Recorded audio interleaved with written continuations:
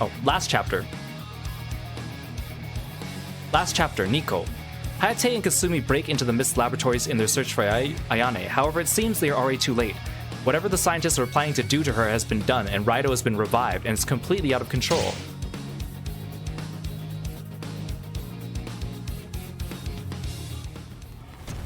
Ayane!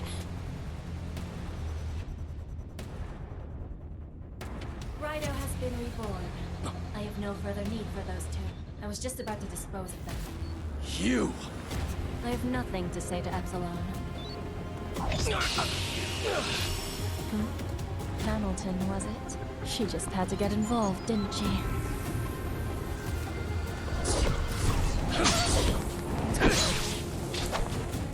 See, now you're using your sword. Take care of this! And now there is one less distraction. Kasumi, you could also run through that door. It's still open. I don't think Nico's gonna chase you that much.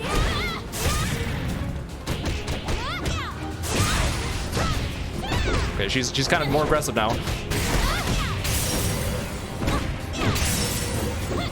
This will hurt.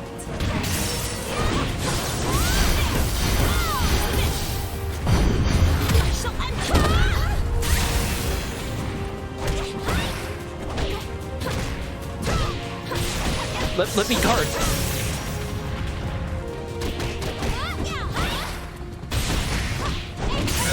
Ooh.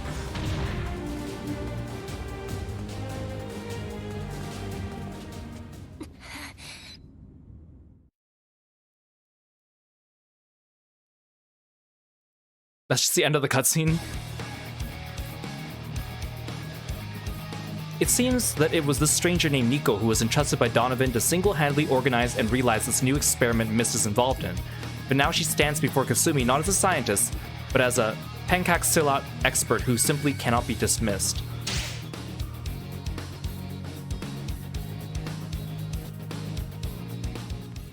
Ayane! What are you here for? Traitor!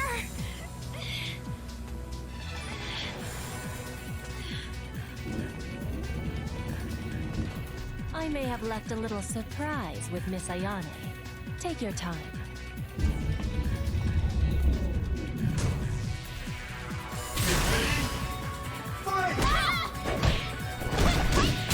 Ooh, wow, that was a great counter on my part.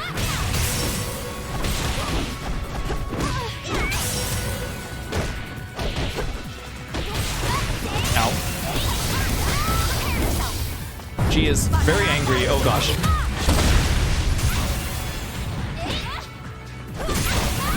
Well, she is very pissed.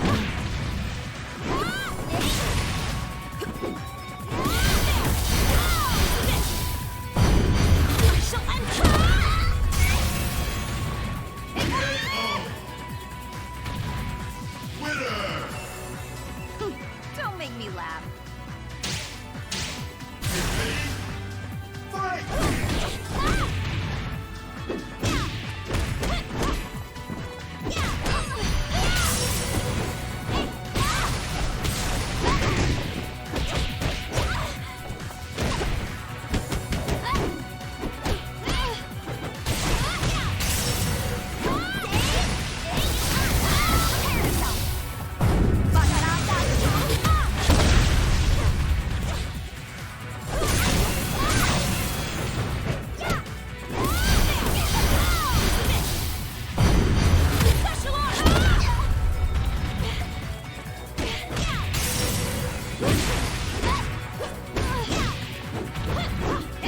Oh, come on.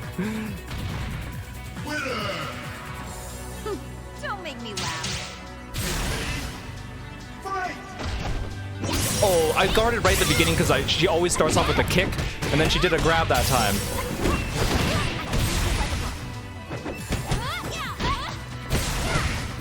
Oh, I always let go of my guard too early. I also like how the description for this episode was about Nico, but we're not even fighting her. She already left.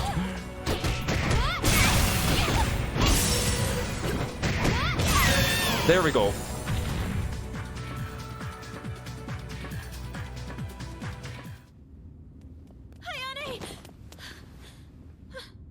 She's turning evil. Solution: beat the evil out of her. Hayate?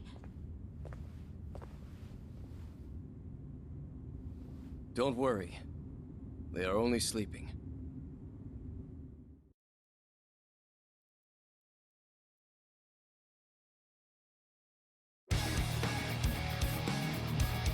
Kasumi and Hayate were able to rescue Ayane and Honoka, but Nico escaped.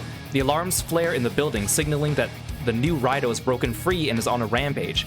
Once again, it falls to the Mugen Tenshin ninja to stop him.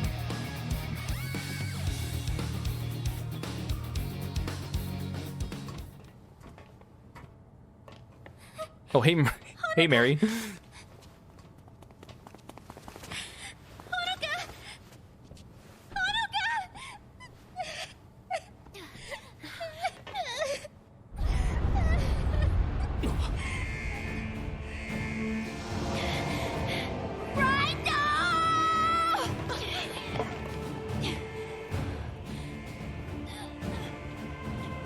I'll watch these two.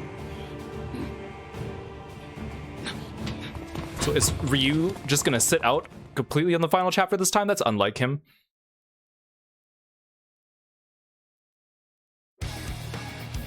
Oh, there wasn't even a fight for that one, okay. The ground shakes and the energy within Ayane and Honoka resonates with something more sinister. There's no mistaking the meaning of this message. New Raido, he has returned.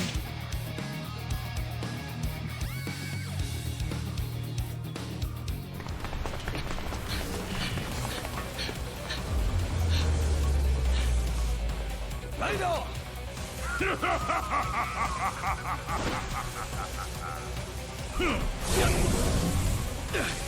We follow. He's basically just a Heihachi wannabe.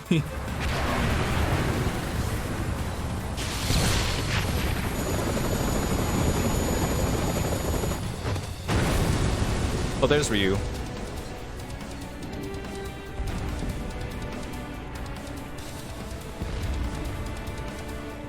There he is, just aura farming as usual. You did well.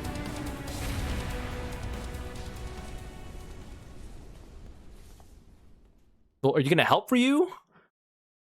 I guess not.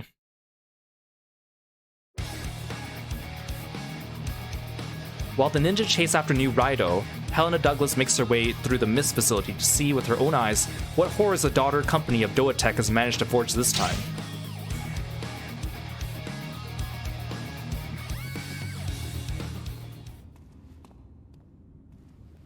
I didn't expect the head of Doatech to grace us with her presence. Where is Miyako? What lunacy! Miyako is not here. Speaking of which, have you seen the picture? So you are Nico? Well then, I believe I shall be going. Wait!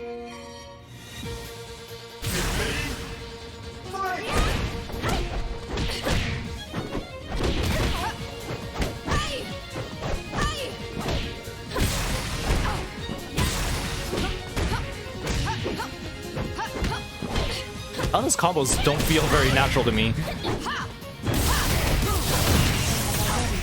Oh, she countered me. How dare.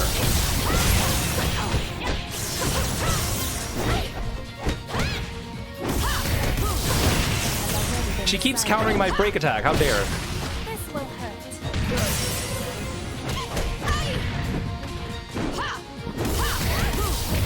Counter this. Are you ready?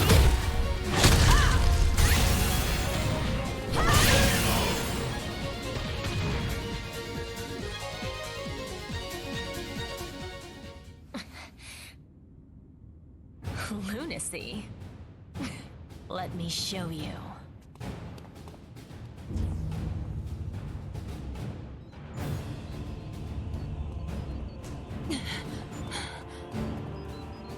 This is a You're just gonna stand project her of and let her do great this? Significance, Miss Helena. Of course, our remarkable scientific investigation into the unfathomable body of the one called Raido seems to have invited an unforeseen rampage that we were unable to control. Unable to control? Even so, we were able to prove that it is possible to restore life. And your mother, too, has benefited from it. Mother? Mother? No! It can't be!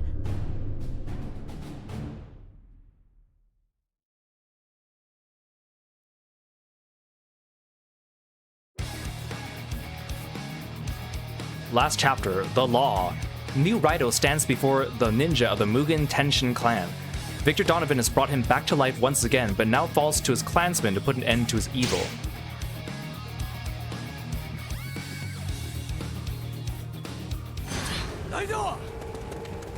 You have women fight for you, coward. You won't leave here alive. Pathetic. What? So this is the fate of one who left his village, who lent his hard-earned skills to evil.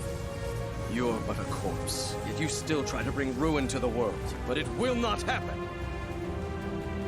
I can choose. Why is there a red block in the corner of the screen? In the name of the Mugen Tenshin, I will stop you. Prepare to fight.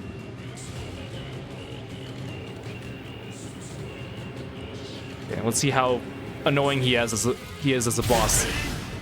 Oh, he's glowing red. That's not good. Oh god.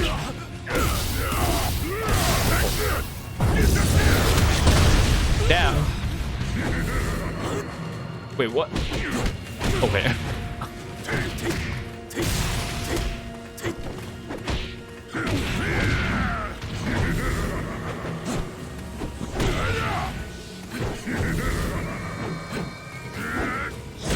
Wait, how do you get behind me? Is he just teleporting behind me every time it turns black? That's so mean.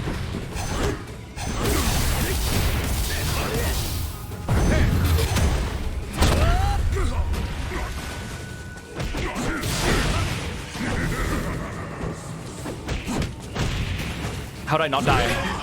Okay, now I'm dead. Okay, the darkness is kind of sucks.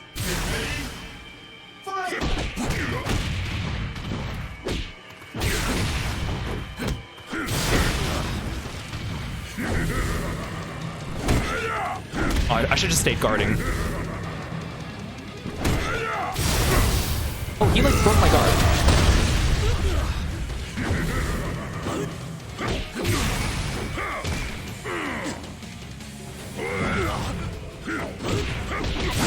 You're too slow.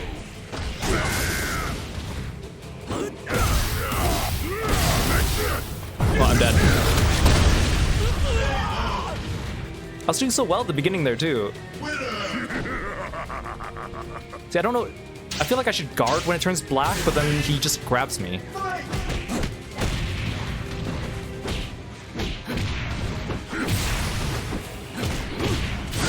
You're too slow.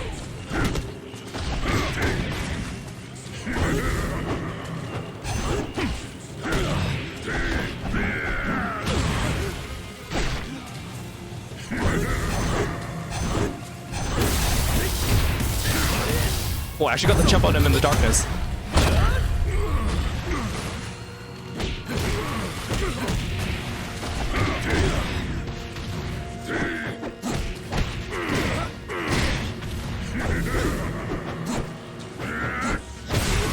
Oh! Oh! I thought he got me in the darkness there. He didn't feel as cheap as the boss of Dead or Alive 5.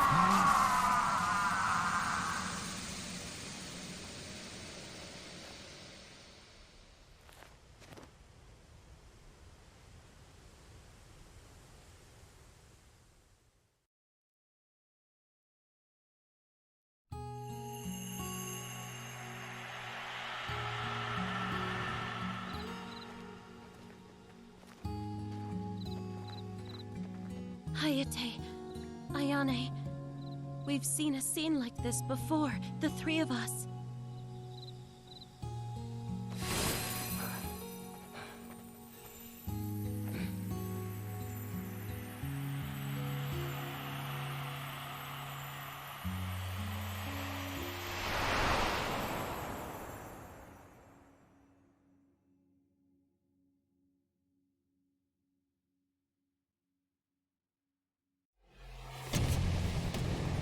Oh, okay, there we go. The end. It was pretty fun to go through it again. But, like, the story is basically the same as Dead or Alive 5, except they just make all the new characters or the DLC characters in the previous game who did not participate in the story at the forefront. So it's like, okay, let's put Mary Rose and Honoka and Raido at the forefront. We'll throw in the new character Nico. Diego can go do whatever. So it was the same thing. There's a tournament, and then there's the ninjas off doing their own thing, and then at the end they raid the laboratory. So along with Bayman and Helena. And then the tournament's still almost the same with Jan Lee making it to the end, almost all the same people making it to the semifinals. But of course, you're not really playing this game for the story. Although, I think having the story laid out like this has advantages and disadvantages.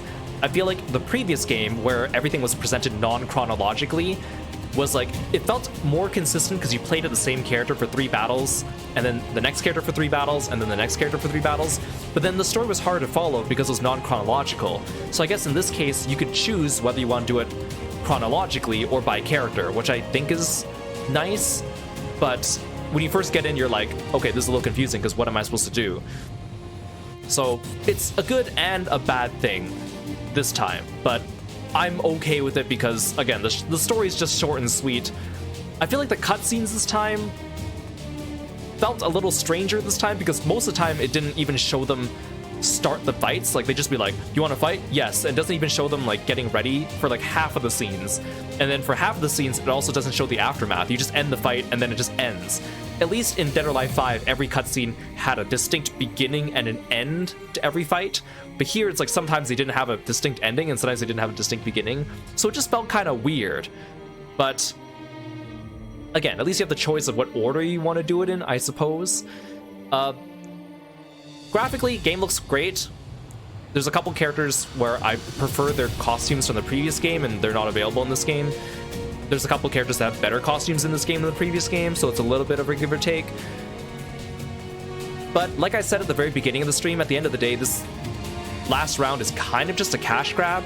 So if you have the original Dead or Alive 6, don't bother buying this one, unless you really want to play with people online. But again, there's no crossplay and there's no rollback netcode. But if you have the original game, it's not really worth spending all the extra money to get this one. Plus, not only do you have to spend extra money to buy this game, but then if you want Mai and Kula, you have to spend even more money, even if you bought them in the previous game, which is so greedy. I understand they're collaboration characters, but that just seems so greedy. They did announce they are going to add a new character in this game, but they haven't done so yet, so I don't think I'm going to revisit this game because usually they don't include the new DLC characters in the story mode, so I guess we'll see the new character when Dead or Alive 7 comes out. But I guess it was fun to do one stream going through this again.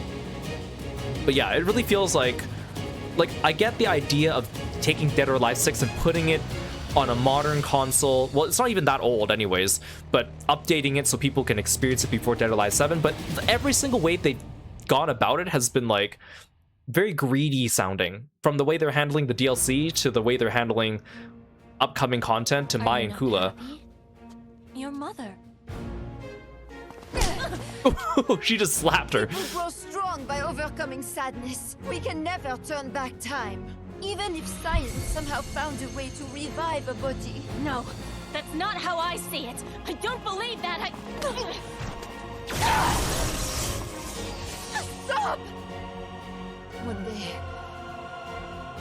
you too will come to understand.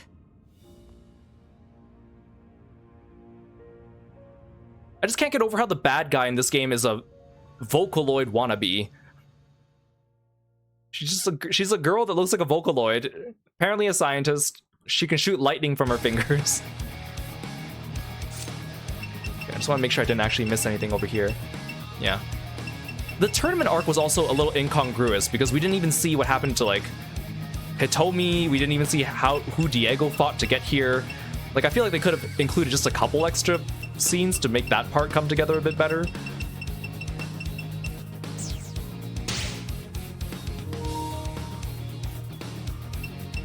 Also, it is just really weird how Kasumi is like the main character of Dead or Alive, but in this story mode, she was there briefly at the beginning and then she joins at the end. She doesn't really do anything.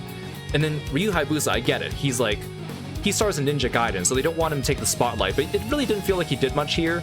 At least in Dead or Alive 5, it felt like Kasumi and Ryu had enough of a presence throughout the whole thing, and they were there at the end, but I feel like they just kind of forgot that they were main characters this time, and were like, well, let's give other people a chance, which is fine, I guess. It just felt a little strange to me. Yeah, like, coming back to this game, like, it feels good to play, and graphically looks great. I think the photo mode is pretty cool. I haven't really gone in-depth into it, but that is one of the new things they added for last round is a photo mode, so if you like looking at the characters, especially if you can, like, you know, change them into different outfits or put them in their swimsuits or whatever, go for it. I mean, the sweat and dirt effects in this game look really good. I like the close-up break attacks where you see their face getting punched or whatever. That's pretty cool. The blood effects are also kind of new for this one as well. The way their clothes break off, though, sometimes a little awkward. Like, some of them just get, like, the tummy window, regardless of whether or not they've been hit in the stomach, which is a little strange. This game does have customization for the characters, but you have to unlock them, and most of the time it's just each character has 2 hairstyles, which are barely different from each other, and then they have one, like, face toggle, which is usually glasses for most of them, which is not, like, I guess it's nice to be able to customize it, but it's not really, it's not Tekken customization, it's not Virtua Fighter customization, but it's still something you could play around with. And of course, there's a ton of DLC outfits, mostly for the girls for swimsuits, but for the guys, unfortunately, you have like half as many, if not like a third as many outfits as the girls to choose from, which is unfortunate, so we'll see. So if they're developing more DLC characters for this game and outfits, I guess we'll see in the coming months what that might look like. I'm probably not going to revisit this game on stream, but whenever Dead or Alive 7 comes out, we'll play that, and I'm looking forward to seeing how it kind of looks. Oh yeah, and also there's one character that didn't appear in the story either that was DLC for Dead or Alive 6, who's a new character, Tamaki. I showed her at the very beginning of the video too. So I'm assuming Dead or Alive 7 story is going to be more about her, because that's what they did in this game. They took the DLC from the previous game and made them the forefront of the story mode in this game. Other than that, I think that's all my thoughts on the game. It was fun though. I like playing fighting games on stream and just relaxing and having a good time. The nice thing about the story mode is we get to see all the characters, or almost all the characters, and have a little bit of fun with all of them instead of having to do like a full arcade mode with each of them. And there's some interesting cutscenes to see here and there, and you get to hear some of their character themes, which is nice. Dead or Alive 6, or Dead or Alive in general, actually has some pretty good musical tracks, but you don't always hear them because like the stages have their own tracks, and then each character also has their own track. So sometimes you hear the stage music, which is usually not as good, and a lot of the characters have really good themes, but you don't always hear them. So it's just kind of interesting. Again, it's like Dead or Alive as a series has a lot of cool stuff going for it. It's just overshadowed by all the negative things they put into it. The bad monetization and the weird sexualization sometimes. Like some of those story cutscenes, the girls would just be talking and their chests will just jiggle at the beginning of the animation, even if they're just standing there and doing nothing, which is kind of funny, but also kind of silly. I do like a little bit of the silliness. It has a little bit of like the Tekken silliness here or there, like shooting the robot Rhino from the missile, or having the Kraken attack them, or the pterodactyl come out of nowhere, is very Tekken-like, but they don't lean hard enough into it that it just feels a little strange here and there. But again, like as a fighting game fan, I like Dead or Alive, even if it is embarrassing to say that sometimes, because people just immediately think about the volleyball or the monetization or the weird costumes and stuff, but like there's some cool stuff going for it. Like in Dead or Alive 5, I said this before, but they had a multiple fan art contests where fan artists were able to draw costumes for the characters, and they turned a bunch of them into actual outfits in the game. That's cool. Like they actually have cool support for fans and fan artists and signs. Just they do all these other decisions that, and I know it's probably like a corporate thing. Obviously, the Mai and Kula decisions for the monetization were probably because of their collaborations and stuff like that too. There's all sorts of other reasons behind it, and it's just a shame because there's so much other stuff to the series that gets overshadowed by all that stuff. Anyways, I think that's all from me today. Thank you so much for joining me here on stream. Tomorrow we're going to be continuing more of the Adventures of Elliot, and I'm hoping to finish that game within the next few days. So thank you so much for joining me, and I hope you had a good time with Dead or Alive 6. Let's see who's on that we could raid.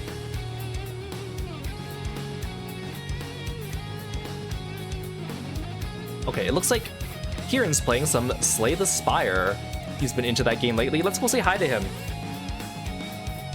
And I'll see you guys next time. Take care. Bye, Froggy friends.